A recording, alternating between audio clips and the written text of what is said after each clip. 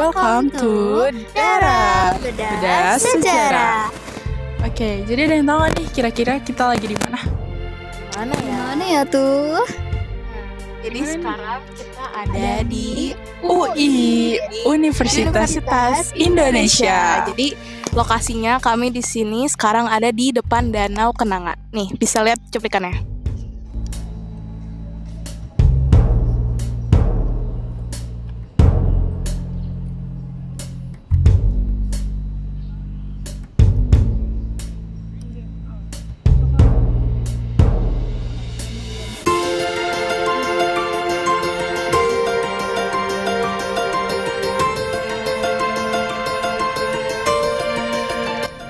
Oh iya teman-teman, ngomong-ngomong di episode satu-satunya ini kita bakal bahas apa nih? Jadi kita bakal bahas salah satu tokoh sejarah yang lumayan terkenal di Indonesia nih, yang dia tuh ngasih pemikiran atau ideologi tentang sosialis Islam. Siapa ya kira-kira? Ada yang tahu nggak? Ada yang tahu nggak nih Saran teman-teman? banget gak sih? Oke. Tapi sebelum kita mulai, kita akan memperkenalkan diri kita dulu. Dimulai dari aku ya. Halo teman-teman, jadi aku Rizky Hawani Pangesti dari kelas 12A2, biasa dipanggil Hawani. Halo, nama aku Revina Yuni Syakira dan aku biasa dipanggil Vina. Aku dari kelas 12A1. Halo, nama aku Oktavianin Ramadhani, biasa dipanggil Okta. Aku dari 12A1. Alright, kita udah ngenalin diri kita masing-masing. Saatnya kita lanjut ke pembahasan kita. Let's go. Oke, jadi di segmen yang pertama ini kita bakal memperkenalkan siapa sih sosok host Cokro Aminoto itu. Dari kalian ada yang tahu gak beliau itu siapa? Kalau dari aku sih ya, Cokro Aminoto itu dia tuh tokoh yang dikenal banget sama sikapnya yang radikal serta menentang yang namanya feodal. Selain itu, dia itu selalu menganggap bahwa semua manusia itu sederajat. Itu sih. Oke. Menurut Yuni gimana? Kalau menurut aku dia tuh orang yang punya kepedulian terhadap rakyat kecil. Terus Cokro Aminoto juga sangat menentang yang namanya kapitalisme. Bener banget tuh yang udah disebutin Okta sama Vina tadi. Jadi memang Cokro Aminoto ini merupakan salah satu tokoh guru para pendiri bangsa, dan beliau ini juga pernah menggurui ada Soekarno, terus ada Muso, Semaun, Alimin, bahkan Kartosuwiryo. Oh, jadi tokoh-tokoh pendiri bangsa tuh mostly Berguru kepada Cokro Aminoto. Wow, berarti sosok Cokro Aminoto ini bukan sembarang tokoh ya, teman-teman. Oke. Terus juga waktu itu Cokro Aminoto juga pernah memimpin Sarekat Islam guys pada saat itu. Mungkin kalian pernah dengar sama yang namanya organisasi Sarekat Islam. Nah, Cokro Aminoto ini adalah pemimpin atau Jadi pemimpin.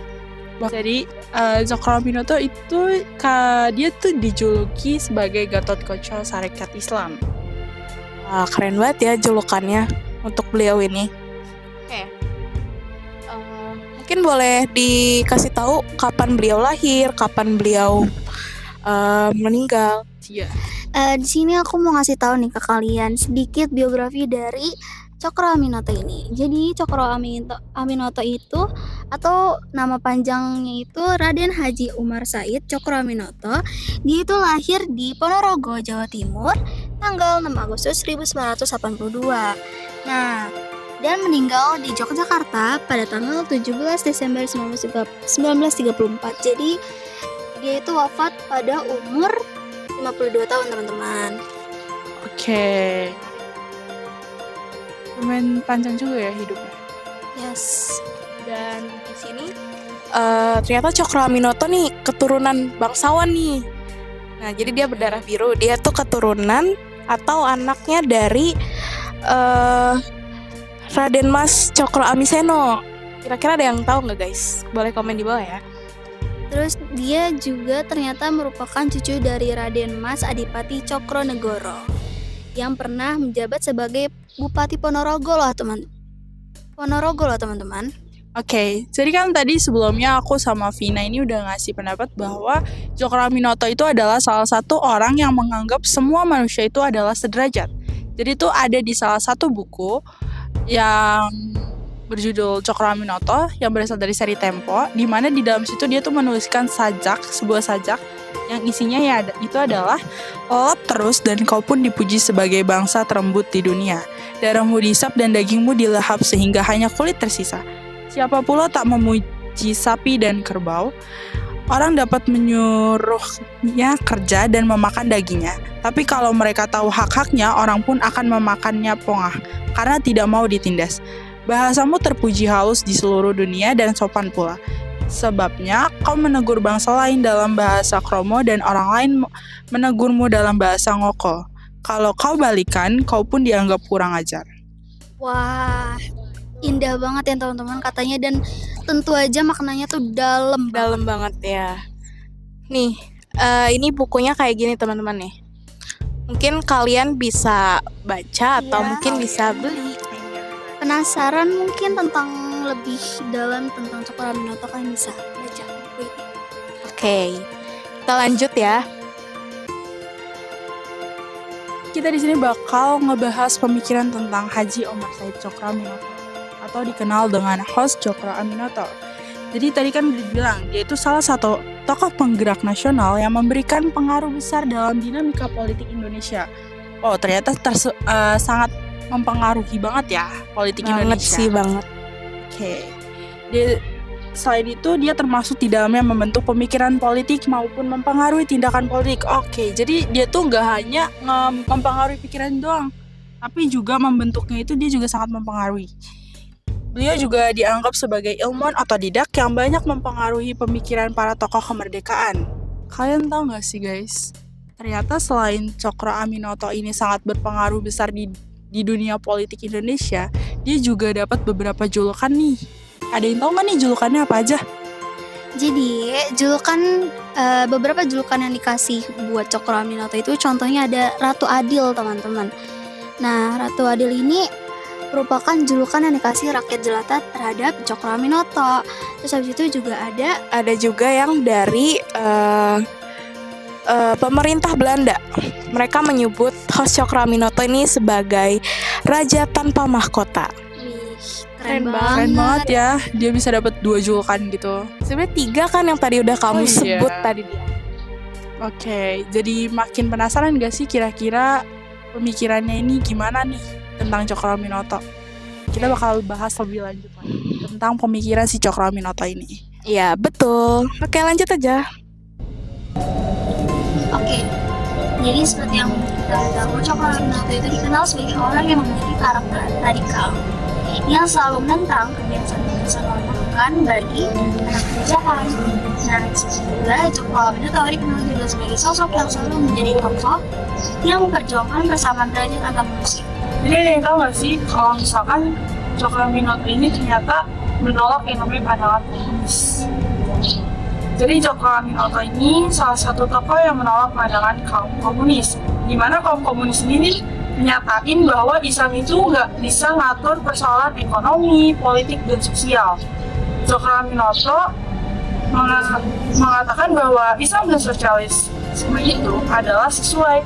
Jadi Cokro Aminoto menjadikan ajaran Islam untuk mengisi wadah sosialisme. Nah, Cokro Aminoto ini sangat menentang yang namanya pandangan kaum komunis. Jadi tuh Cokro Aminoto ini menolak pandangan kaum komunis yang menyatakan bahwa Islam itu nggak bisa ngatur persoalan ekonomi, politik, dan sosial. Nah, Cokro Aminoto ini mengatakan bahwa Islam dan sosialisme itu adalah sesuai. Ada yang tahu nggak sih guys, kalau ternyata Cokro Aminoto itu sangat menentang pandangan kaum komunis. Karena kaum komunis itu memandang bahwa Islam itu nggak bisa ngatur persoalan-persoalan mengenai ekonomi, politik, dan sosial. Nah, kan emang yang udah kita tangkap tadi, Cokro Aminoto itu pemikirannya sosialisme kan. Tapi maksud sosialisme menurut Cokro Aminoto itu gimana kita? Oke, jadi menurut Cokro Aminoto, dalam sosialisme Islam, masalah itu dapat terpecahkan karena kekuasaan membentuk peraturan tidak diserahkan kepada kabinet, parlemen, atau golongan mata yang mewakili kepentingan kelompok atau kelas tertentu. Tuh. Oh iya. Jadi tuh apapun masalahnya itu tuh nggak ada nggak akan diserahin kepada kabinet, parlemen ataupun ataupun golongan partai-partai. Jadi bakal diserahin bersama gitu ya. Oke. Oke, sekarang kita lanjut ke pembahasan tentang Syarikat Islam di bawah pimpinan Bos Cokroaminoto nih. Jadi, Syarikat Islam di bawah pimpinan Cokroaminoto menjadi salah satu organisasi terbesar di Hindia Belanda pada masanya. Dan di sini ada beberapa bentuk keteladanan dari Bos Cokroaminoto ini. Yang pertama, beliau itu memimpin dengan memberi. Lalu yang kedua ada memimpin dengan visi yang kuat, yaitu kesejahteraan dan persatuan umat Islam. Dan yang ketiga, itu memimpin dengan inovasi-inovasi strategis. Kemudian yang keempat itu memimpin dengan memberikan kepercayaan yang besar kepada bawahannya. Dan yang terakhir nih, membangkitkan semangat para anggota melalui pidato-pidato yang menggelegar. Jadi, Bos Cokroaminoto ini kan memang salah satu kayak motivator ya, bisa dibilang kayak guru juga kan. Jadi dia memang mempengaruhi banyak para pendiri bangsa, bahkan dia juga bisa memang mengatur organisasi sebesar itu di Indonesia. Apa yang dibawakan itu betul banget Ya, dari sini jadi Cokroaminoto itu punya peran yang lumayan besar lah ya dalam sejarah perpolitikan Indonesia. Nah, selain itu SI juga dianggap sebagai wujud dari gerakan Ratu Adil itu loh. Kalian ingat kan julukan Cokroaminoto yang Ratu Adil itu? Nah, di sini nih hubungannya. Jadi, di dalam Syarikat Islam sendiri mulai berkembang sebuah pemikiran yang lebih rasional dan modern, yakni sosialisme serta reformisme Islam dalam merespon kondisi di Hindia Belanda, yang akhirnya mewujudkan perkembangan ideologi dan gerakan di dalam Syarikat Islam.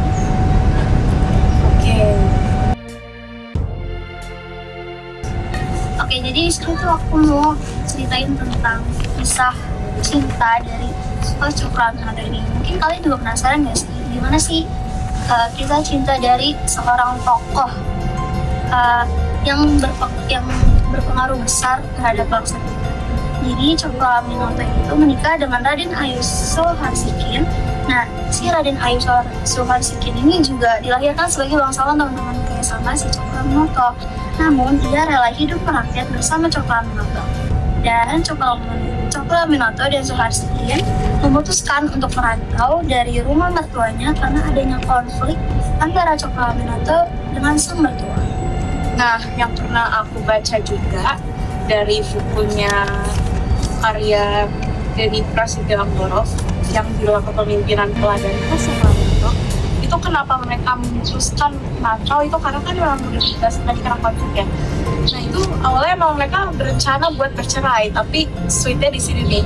Jadi Soeharsikin ini bilang kalau misalnya dia bercerai dengan Cokroaminoto, dia nggak mau nikah lagi karena dia udah menganggap Cokroaminoto itu sudah sebagai kayak bagian dari hidupnya gitu. Sweet banget gak sih? Lucu banget sih, itu kayak sweet banget. Gak nyangka kayak tokoh yang berperan penting dalam negara kita tuh bisa punya kisah cinta yang seperti itu. Dibucinin banget sama istrinya.